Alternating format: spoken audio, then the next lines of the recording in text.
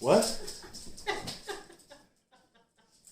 I ain't even started recording yet, and already I'm getting harassed.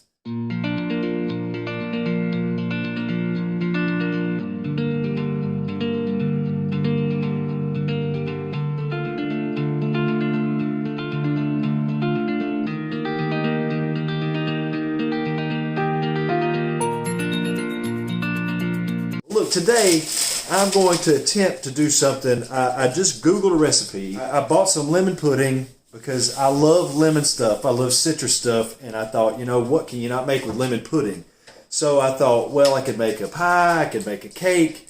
And I thought about trying to make some sort of lemon lime cake that was really moist. So it almost combined some of the good elements of pie with some of the good elements of cake and just mashes them all together and puts it out there, right? So we're going to do that. I Googled a recipe. I don't know if this is going to be good or not, but we're going to try it. I've got all of the stuff laid out here. It will be a Bundt cake. Bundt? Bundt? U-N-D-T. Bundt. Bundt. It's Bundt cake. It's going in a Bundt pan. And we're going to use the stand mixer, and I'll show you all the cool stuff. And the light right now is reflecting off of my dome. It's casting out the rays. So you know it's going to be a great video. Anyway, let's get started. All right, so we're going to go through the ingredients here. I'm just going to kind of tell you right now that there are a few things that I don't have that I'm going to substitute a few things for, and I'm going to take some liberties with this recipe. So let's cue some dramatic music. Are you supposed to do that with baking? I don't know. Isn't it like a science and you're not supposed to substitute and all that? That's probably very true. Okay, so one thing that it calls for is 1 1/4 cups of whole milk. As you can see, I have 2% reduced fat milk, and I also have some buttermilk. So I'm thinking to get that 1 1/4 cup, I'm going to do equal parts of the reduced fat milk and the buttermilk because buttermilk makes biscuits really good, right? So why not try it? All right, cornstarch, baking powder, box of Jell-O, lime juice, vegetable oil, flour, sugar, vanilla, Crisco to put in the pan and then dust with flour. We got some salt, we got some eggs, and this is supposed to be some softened butter. It's kind of, it'll be soft in a little bit by the time I get done recording. And then we're going to throw it all into the oven and boom, cake. And then I'm going to make some buttercream icing. I don't know if the recipe calls for buttercream icing, but I love buttercream and I'm going to try and make some. So let's get into it. Okay, time to get started. That's a kid. It says to preheat the oven. I'm not doing that because I'm recording, and I'll start that a little bit later. I don't want to be using that much gas and wasting it while I'm sitting here jacking around with this camera, so we'll skip that stuff. Grease and flour a standard Bundt pan. Again, skip that for now. I'll do that later. In a medium bowl, whisk together the flour, cornstarch, baking powder, and salt, then set aside. 1 3/4 cups. That's a 1 cup. You do that little one. You put it in there. Just going to use your finger. The cornstarch, we need 3 tablespoons of cornstarch. You got 1 3/4 cups in there? Okay, so we need a teaspoon of salt, and we need 4 teaspoons of baking powder. 4 tablespoons of 4 teaspoons. I told you teaspoon before. 4 teaspoons of baking powder. I heard 4 tablespoons. I was like, are you sure? Hey, check this out. My wife, she made these labels and stuff to go on these jars with her Cricut machine. She's probably going to be doing some videos soon on how to use the Cricut machine and all the cool projects. She's probably going to give you a little bit of a tour of some of the projects that she's been making recently with it. Cricut tour. It's really cool. She's able to do a lot of stuff. She made me a shirt too. So, okay, so in a medium bowl, whisk it together. So take that bowl over. All right, so she's using the stand mixer. We're just going to whisk together these ingredients really quick, and then I'm going to transfer them to another bowl because we're going to have to also use this to combine some other ingredients. So we'll let that run for just a second. I'll get a bowl out, and we'll drop these out in there and then put our wet ingredients in here to whisk. All right, so now that we've got those transferred out into a bowl, sitting and waiting, it says, using an electric mixer on medium speed with a paddle attachment, cream together... Paddle attachment. Do we have a paddle? We have the paddle attachment. I'll have to switch out the paddle for the paddle attachment. Cream together the butter and granulated sugar until light and fluffy. Okay, so we have this whole stick of butter, which is 8 tablespoons, and it says that I need 3/4 of a cup. So this is a 1/2 cup, so I need 1 1/2 sticks. Yes, can you switch out that paddle attachment for me? Thank you. Assistant Vanna White over here. Thank you, Vanna. Appreciate it. You have to add more butter than is called for because whole milk has a lot of butter in it. I know. That's about another 1/2 stick. Here, butter paper. And the sugar. There are 1 1/2 cups of white granulated sugar, which, I mean, let's be honest, this is everybody's favorite sugar, right? So we have some sugar. So, what did I say? You are messing me up. You were going to put 4 tablespoons of baking powder in there. 1 1/2 cups of white granulated sugar. So this is a 1/2 cup. So I'm going to do 3 of these. And Oh, you're going to use Jell-O? yeah, it's Jell-O pudding. It's Jell-O pudding. Lemon Jell-O pudding. All right, so we're going to mix this together with the paddle attachment, which has already been loaded. Go, mix that. All right, let's see what else we've got. Oh, that's beautiful. Show the camera. This is one of the things my wife's been doing with her Cricut machine. Look, this box, it's a pre-made box. It was really cheap, actually. We got this box at Walmart. We used to make stuff like this. No, you it's can't really even make it expensive. for this cheap. Shiny. One of a kind. Then she designs and lays out all these fonts with the squiggles and stuff on it, and then she can cut it on the Cricut machine, and it turns into a vinyl sticker, and she can put it on there. She can put it on shirts, all kinds of stuff. It's a really cool machine. She'll show you in other videos. You beat until the granulated sugar is light and fluffy, about 3 minutes. Then add in the lemon pie filling mix powder. You do not cook it, and combine thoroughly. So while that's in there going, I'm going to get this packet out, and we're going to dump this in there after that gets mixed. So let's take you over to the mixer. Pudding will go in there. That's 1 small box of lemon pudding. It's just 1 small box. Now, I would love to have more, but that's all this recipe calls for. It also calls for a little bit of lemon zest, but instead of lemon zest, I'm actually going to use equal amounts of lime juice. Now, that does add an element of liquid where you were putting in the zest, which is actually the peel, which is actually a solid, but it does have elements of liquid in it. And I believe that, don't they say that most things are made of 90% water anyway? Something like that. So I think it's going to be totally fine. We'll see. Just make it more moist. Look, here's something else. So just a PSA for all of you guys. Look, when you take the eggs from the carton, no matter how many you take, make sure to rearrange them in a way that when you go to pick up the egg container that it is balanced. A prime example. I need 4 eggs. I took them from the 4 corners, and that way it's balanced. If you took all 4 from one side, it would be out of balance. And when you go to pick it up, it'll fall out of your hand and then smash eggs all over the floor. You can take those 4 as long as it's balanced. Next step, we need 4 large eggs. I'm going to hand these to the kid. It cracks the egg and adds it in. Don't put your fingers down there. Yeah, I'm going to put my fingers in. Very difficult to use while mixers going. Oh, no! Okay, there's eggshell. Officially There's eggshell in there. incorporated. Is it going to be difficult to get out? No, it's this one. Nice, 1 piece. You open eggs so weird. Choose how Look opened. at that. And choose how It's opened. like something hatched out of it. It's like a scene from Aliens. Now you can see how it's starting to incorporate. Wow, that's making a batter. That is really turning into a batter now. Can you whisk them? No. So pudding mix is in there, butter's in there, sugar's in there, and now 4 eggs are in there. Let me see what the next is. This is one of those experimental parts. This is where I'm supposed to put in 2 tablespoons of fresh lemon zest. I'm going to add 2 tablespoons of fresh lime juice. I got a feeling that's going to work. Okay, so mix that. Then combine the milk, oil, and vanilla extract in a large measuring cup or bowl. So, for the milk, I need 1 1/4 cups of whole milk and 1/3 cup of canola oil. So, Put more butter. and then 1 teaspoon of vanilla extract. So you would think that 1/3 is close to 1/4, but that's actually 3/12. No, excuse me. It's 4/12 and 3/12, which would make 7/12. So that's a little over half. So I'm going to do basically, let's figure this out. All right, first thing, easy enough. 1 teaspoon of vanilla extract. I can do that.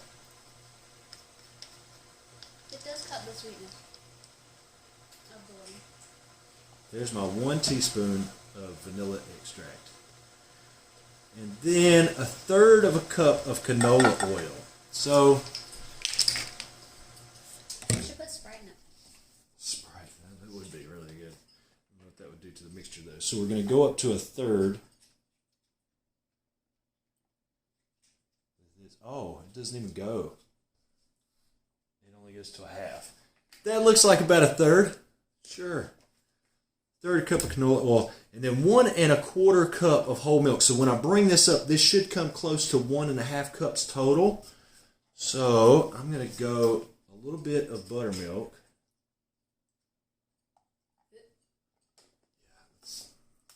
Not too much buttermilk. I'm going to take this milk and I'm going to pour it into this liquid until it comes all the way up to 1 and a little over 1/2. It's right at 1/2. I think that's good. All right, so now the instructions say to combine the milk, oil, and vanilla in a large measuring cup or bowl. So I guess I just stir this up. All right, then it says starting with the dry ingredients. Alternate pouring 1/3 of the wet and dry ingredients into the mixer bowl, incorporating thoroughly after each addition. You will end on the wet ingredients. Mix on medium speed for 2 minutes after the last addition. So start with the dry ingredients. Are we mixing these two? We're going to start with the dry. You're going to start that mixer running. And we'll start adding in the dry. I'm going to start just adding a little bit of the dry. Okay, that's good for now. Now that that seems like that's kind of run for a minute, we'll pour in some of the wet. Alright, and we'll let that run for a little bit and kind of incorporate. It's really getting kind of runny now. Don't stick that down in there while it's running. You have to turn it off, lift the head, then scrape down the sides, which we can actually do that, by the way. Let's do that. Back to some of the dry. Now that that's kind of incorporated. Back to some of the wet. We're almost at the time when we're going to pour it into the Bundt pan, so I'm going to set the bake. And it says 325, which seems crazy. Let me confirm that. Preheat the oven to 325 degrees Fahrenheit. Grease and flour a standard Bundt pan, the 12-cup capacity. That just seems really low. But I'm going to follow the instructions. The stove is clearly set at 325. This is a gas stove. Now, when I'm greasing a pan, I learned from my wife's mother how to properly set up a cake pan and grease it properly.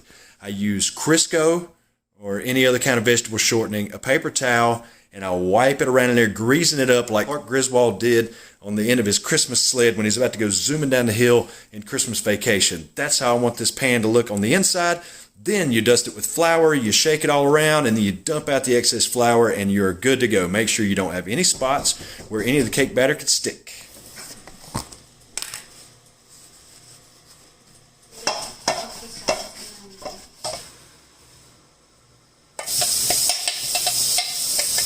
All right, at this point, it's time to pour the cake batter into the Bundt pan and bake for 50 to 60 minutes or until a tester inserted into the center of the cake comes out clean. Some people use toothpicks, some people use forks. Either one works fine, but when you put it in, you make sure you want to pull it out clean, and you want to put it somewhere in the meat of the cake, not off to the sides, not off to the extreme, somewhere where you think is probably the least done part of the cake. When you do that and it pulls out clean, you know you're good to go. You don't want to overcook it. It'll be too dry, but you don't want to undercook it because it'll fall apart. After we get this put in the oven, it will cook for about 50 to 60 minutes. That'll give me plenty of time to show you how to make the buttercream icing that we're going to make to go on it. So this is our batter, just to kind of show you the consistency of it. And that is over with it. No, it's fine. I'm going to pour it evenly in here.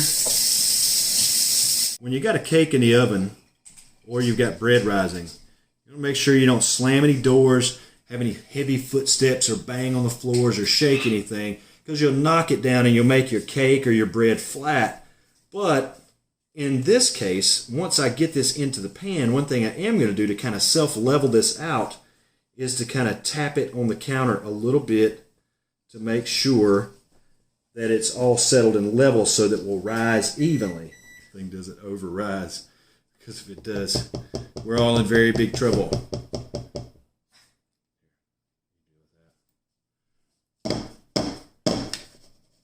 Shake it around a little bit, kind of even out. Let me show you. So there it is, ready to go into the oven. Child open oven. Okay, it's going. So it'll beep, and we'll check it. Onto the buttercream. Last measuring cup in the cabinet had 4 cups in it. Yeah. So get that big measuring cup out of there. We're going to use for the buttercream icing. We're going to use Crisco, a little bit of milk, some vanilla extract, and powdered sugar. Now the recipe that we have for this is 4 cups, which this is a 4-cup measuring cup of the powdered sugar. Awesome. So we got 4 cups of powdered sugar, as Gordon Ramsay would say, in. All right, baby, what's next after the powdered sugar? A half a cup of Crisco.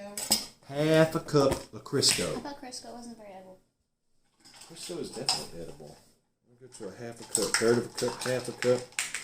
Half a cup of Crisco. Tablespoon of vanilla. We're not going to measure that out. We're going to eyeball that. I'm going to let the kid do that one. I don't have a towel.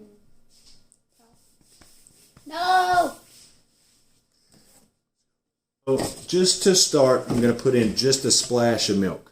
That's it, and then we'll add more as we go along. Let's take it over to the mixer. Now for this one, we're switching back over to the whisk because there's nothing to combine really that weighs a ton. There you go, now turn.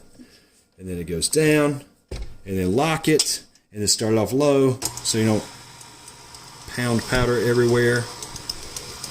So as this mixes, you'll start to see that it gets, a little bit like, what?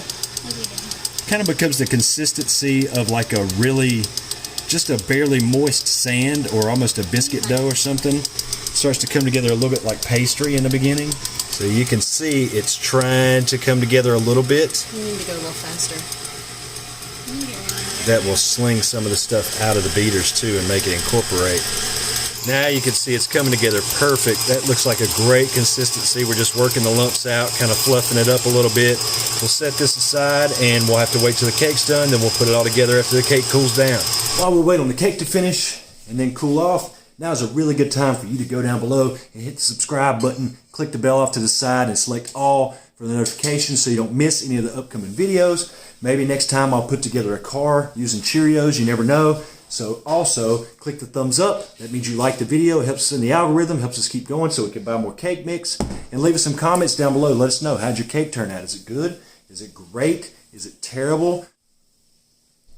All right, the cake came away from the Bundt pan pretty clean. It did not, it rose for me really well, and we were really careful not to bang anything or take heavy footsteps or slam any doors or anything like that. But it rose really fast, and then, I don't know, maybe 35, 38 minutes into the cooking, the top collapsed a little bit. Not drastically. It still rose really well, and it came out nice and clean. We've got all of the buttercream made, and I've got my palette knife. The cake has cooled down considerably. You want to wait until it's like room temperature or something like that, because if you put any kind of icing onto a really warm or hot cake, it will just sort of liquefy and it won't coat the outside. It'll sort of melt into the cake, which some people like that, some people don't. But if you've ever made a cake and you've ever iced it, you know the first layer is called the crumb layer because there's lots of loose crumbs, and when you go through, you're just putting a thin sort of batter on the outside. Once that's done, you go back and you re-ice again with a thicker layer, and then that gives you your nice finish. Now you can finish it off with like, my wife's mother always used Viva paper towels because they had like no pattern to them. They were really soft and smooth. And if you put your paper towel on it and you kind of rub it down, you can really make the icing smooth. But in this case, we're going for a rough finish on this icing. Let's get going. It's already already starting to crest over a little bit.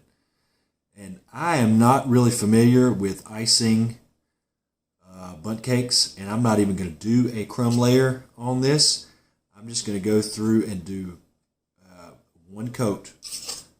Now, if I have any extra left over, I may end up putting more on just to kind of thicken it up. But for now, I'm not really too worried about how this cake looks because honestly, all I can think about right now is cutting a big old slab of this out and eating it. You can store the rest of the icing in the refrigerator for up to 3 months. You can store the rest of the icing in the fridge for up to 3 months. I did not know that. That's an insane amount of time.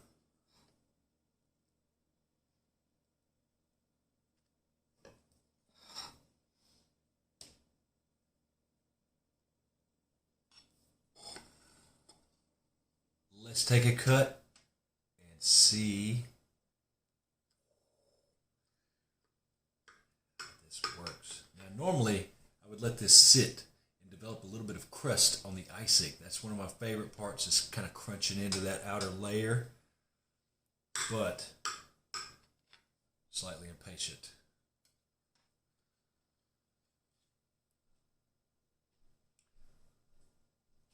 It is very dense and moist.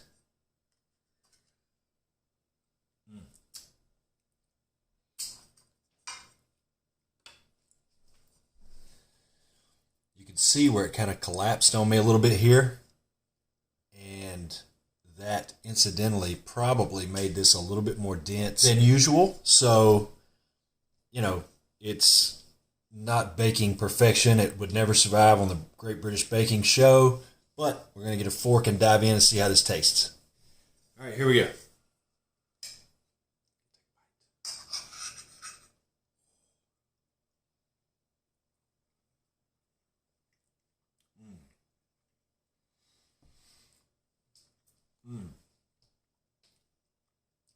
Wow.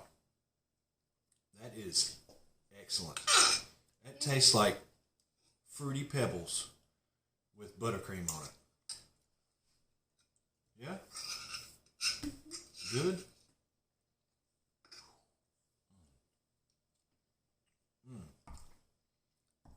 Even with her cooties, this tastes great. This is an awesome cake. Hope you try it. Be sure to subscribe to the channel. Give us a like down below. See you in the next video.